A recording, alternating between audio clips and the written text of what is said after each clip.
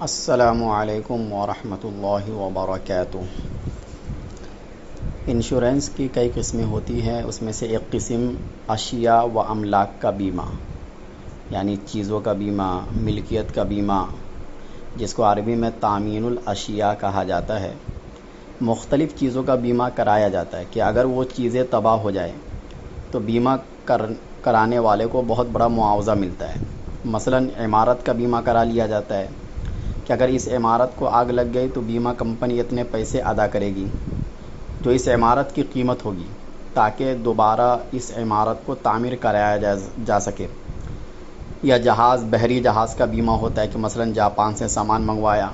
اور بحری جہاز پر سوار کرا دیا، اب یہ اندیشہ ہے کہ کسی وقت وہ جہاز سمندر میں ڈوب جائے اور سارا مال برباد ہو جائے، تو بیمہ کمپنی وہ ہے جو جہاز کا بھی بیمہ کرتی ہے اور اس کے اوپر لدے ہوئے سامان کا بھی بیمہ کرتی ہے۔ کاروں کا بیمہ ہوتا ہے کہ اگر کار چوری ہو گئی، ڈاکہ پڑ گیا، آگ لگ گئی یا کسی حادثے میں تباہ ہو گئی،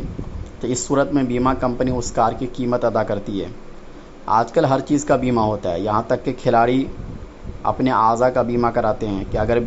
ہماری ٹانگ کی ہڈی ٹوٹ گئی تو بیمہ کمپنی اتنے پیسے ادا کرے گی، اور اگر ہاتھ کی ہڈی ٹوٹ گئی تو اتنے پیسے ادا کرے گی۔ اس کا طریقہ کار یہ ہوتا ہے کہ بیمہ کرنے والا کچھ قسطیں جمع کرواتا ہے جس کو پریمیم کہتے ہیں، اور ان قسطوں کے معاوضے میں اس کو یہ حق حاصل ہوتا ہے کہ اگر اس چیز کو جس کا اس نے بیمہ کرایا ہے کوئی نقصان پہنچ گیا تو اس نقصان کا معاوضہ بیمہ کمپنی ادا کرے گی۔ یہ قسطیں جو جمع کرائی جاتی ہے، بیمہ زندگی کی طرح محفوظ نہیں ہوتی۔ بیمہ زندگی میں تو یہ ہوتا ہے کہ اگر بالفرض 10 سال تک انتقال نہیں ہوا تو جمع کردہ رقم جو ہے سود کے ساتھ واپس مل جاتی ہے، لیکن اشیاء کے بیمے میں وہ واپس نہیں ملتی ہے، بلکہ جو قسط جمع کروائی وہ گئی۔ اب اگر حادثہ پیش آیا تو معاوضہ ملے گا، اور اگر حادثہ پیش نہیں آیا تو معاوضہ نہیں ملے گا۔ اب اگر کاروں کا بیمہ کرایا جاتا ہے تو جو بیمہ کروانے والا ہے ہر مہینے اپنی قسط جمع کرواتا رہے گا۔ اب اگر سال بھر تک کوئی حادثہ پیش نہیں آیا تو بس چھٹی، وہ پیسے گئے، اور اگر حادثہ پیش آ گیا تو بیمہ کمپنی ادا کرے گی۔ اس کا شرعی حکم یہ ہے کہ جمہور علماء یہ فرماتے ہیں کہ یہ بھی ناجائز ہے اور حرام ہے، کیونکہ اس میں دھوکہ پایا جاتا ہے، اور دھوکے کی بحثیں نبی صلی اللہ علیہ وسلم نے منع فرمایا ہے۔ کیونکہ ایک طرف قسطیں جمع کرتے ہیں تو ادائیگی تو ایک طرف سے یقینی ہے، اور دوسری طرف سے ادائیگی موہوم ہے کہ اگر حادثہ پیش آ گیا تو ادائیگی ہوگی، اور حادثہ پیش نہیں آیا تو ادائیگی نہیں ہوگی۔ تو اس میں گویا کہ دھوکہ پایا جا رہا ہے، قمار پایا جاتا ہے۔ جمہور علماء اس کے ناجائز ہونے کے قائل ہے۔ البتہ بعض حضرات یہ بھی فرماتے ہیں کہ اس کے بیمے میں سود کا تو کوئی شائبہ ہے ہی نہیں، کیونکہ اس میں جمع شدہ رقم واپس نہیں ملتی ہے، بلکہ اگر املاک ہلاک ہو جائے یا اس میں نقصان ہو جائے تو کمپنی صرف ہلاکت اور نقصان کی تلافی کرتی ہے، اور اگر مدت مقررہ میں املاک کو کوئی نقصان نہ پہنچے تو کمپنی جمع شدہ رقم کی مالک ہو جاتی ہے،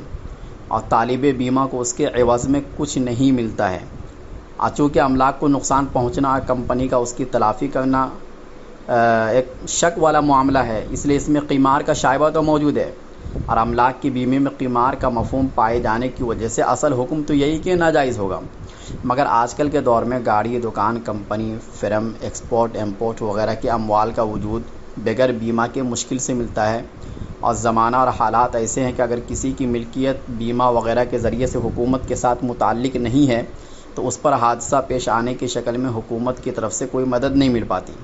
اور اگر بیمہ کے ذریعے سے سرکاری کمپنی کے ساتھ تعلق قائم کیا جائے تو حکومت پوری طرح تلافی کرا دیتی ہے، اور آئے دن اموال پر آگ لگا کر یا کسی اور طریقے سے ہلاک کیے جانے کے واقعات کثرت کے ساتھ پیش آتے رہتے ہیں، اور اموال و املاک کے بیمے میں سود کا بھی کسی قسم کا شائبہ نہیں ہے۔ البتہ قمار کا مفہوم پایا جاتا ہے، اور موجودہ نازک ترین صورتحال میں جب دو خرابیاں جمع ہو جائے تو دونوں میں سے جو ہلکی خرابی ہو اس کو اختیار کرنے کی رعایت رکھی گئی ہے۔ اس قواعد کے تحت اس کو داخل کر کے اگر عارضی اور وقتی طور پر گنجائش مان لی جائے تو کوئی مضائقہ نہیں ہونا چاہیے، لہذا اموال و املاک کا بیمہ اس طرح گنجائش کے دائرے میں داخل ہو سکتا ہے۔ نقصان کی تلافی کے نام سے کمپنی جو رقم دیتی ہے وہ امداد و اعانت کے درجے میں ہوگی، اور اگر بیمہ شدہ اموال و املاک کی حفاظت کی ذمہ داری اپنے اوپر لیتی ہے اور از خود یا اپنے وکیل کے ذریعے سے حفاظت کرتی ہے تو قمار کا بھی شائبہ نہیں رہے گا، جمع شدہ رقم اجرت کے حکم میں ہو جائے گی، اور نقصانات کی تلافی کی رقم ضمانت و تاوان کے درجے میں ہو کر جائز ہو جائے گی۔ تو خیر بعض علماء اس طریقے سے گنجائش نکالتے ہیں آج کے زمانے کے اعتبار سے۔ تو خلاصہ کلام یہ نکلا کہ اکثر علماء تو اسے ناجائز کہتے ہیں، اور اصل یہی ہے کیونکہ اس میں جوئے کا عنصر موجود ہے، اور نبی صلی اللہ علیہ وسلم نے اس سے منع فرمایا ہے۔ لیکن